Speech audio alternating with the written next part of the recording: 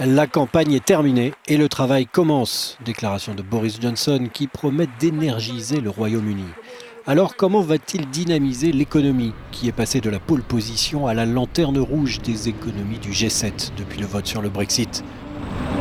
Le Bureau de responsabilité budgétaire britannique a averti qu'un Brexit sans accord ferait passer le taux de chômage au-dessus des 5%, ferait chuter les prix des logements d'environ 10% et plongerait la Grande-Bretagne dans une récession qui contracterait l'économie de 2% l'année prochaine.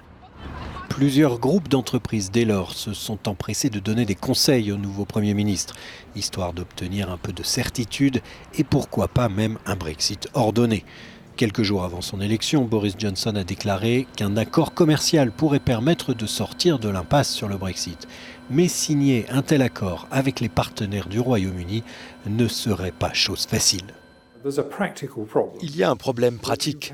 Vous ne pouvez pas négocier d'accords commerciaux en si peu de temps. Ce sont des accords complexes. Il est facile de parler en termes vagues et théoriques d'un accord commercial avec les États-Unis.